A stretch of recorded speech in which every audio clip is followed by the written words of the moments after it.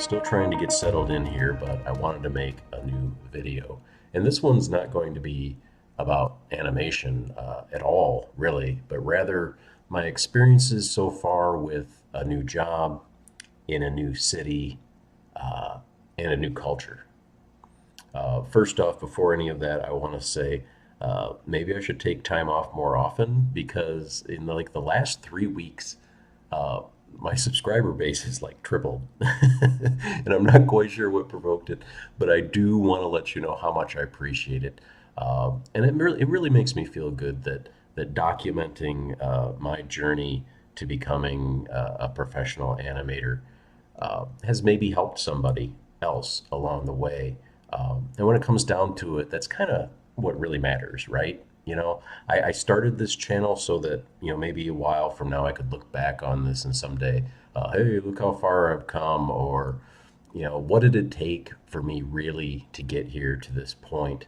But the real value, I think, is maybe I can show something, or maybe I can say something that can get somebody else here faster, than it took me to get here, or to overcome sort of obstacle easier than what I had to go through.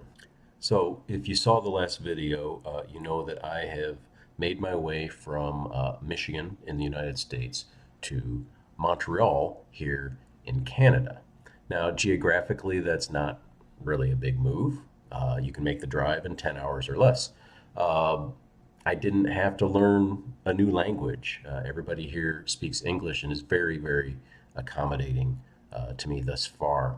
Uh, I'm a bit older than most people starting, on a new career. So again, being on my own and starting a new career is nothing new to me. This is something that I've been through before. But all of that being said, this time around, it's definitely different. So, as a United States citizen, I needed a few things to be allowed to work here in Montreal. And first and foremost, I needed a work permit. Now, the work permit it's an official document. Basically, it's a government document that states who I'm working for and the length of time that I am allowed to stay.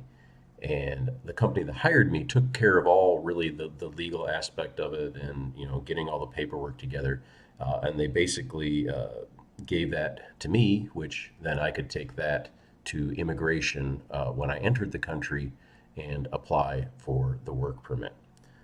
So really that happens right there before I even got out of the airport. Is I went to immigration and got a work permit. Now, in order to get paid for the work that I'm doing, I need two things.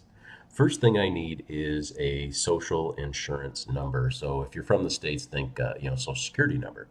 And basically it's a number issued by the government, that identifies me. And, this is something I can give to my employer, which they can go through all their rigmarole and figure out how to pay me.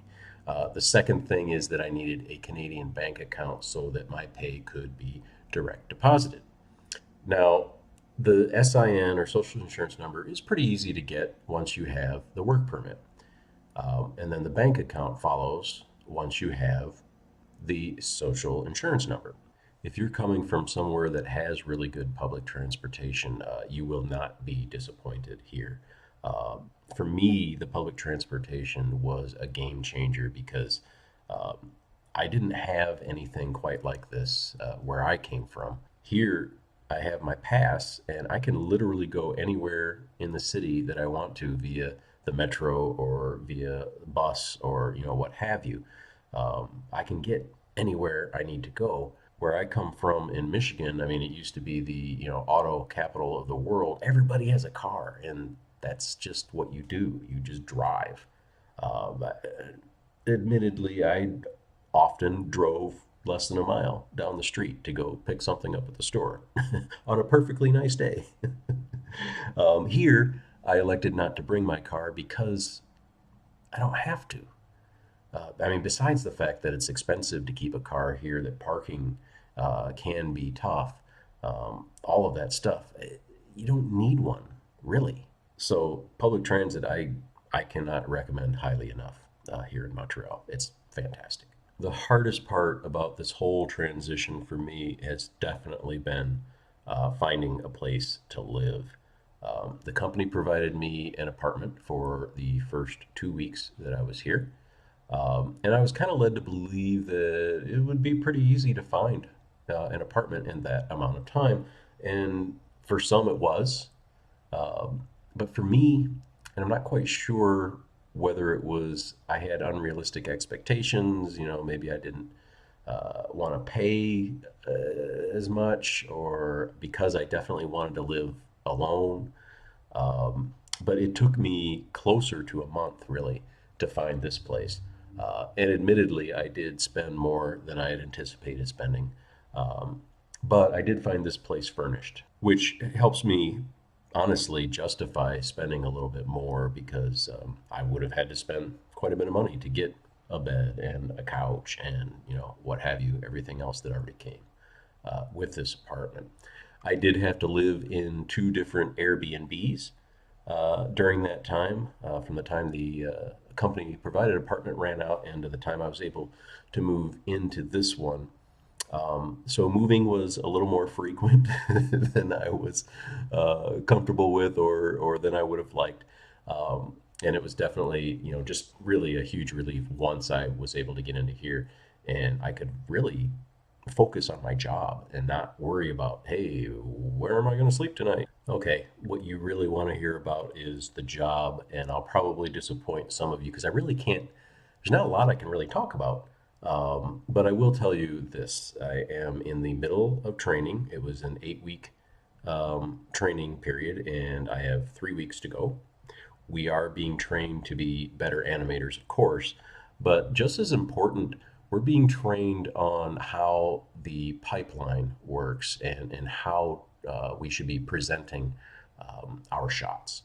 And then the last thing, and really one of the most important things to me, is that everybody I am working with is super cool. I mean, there isn't anybody, and we're talking like a lot of people that I'm working with right now. There isn't anybody that I wouldn't go out after work and have a beer with. I mean, I'm genuinely interested in these people. I would like to think that most people are genuinely interested in me as a person.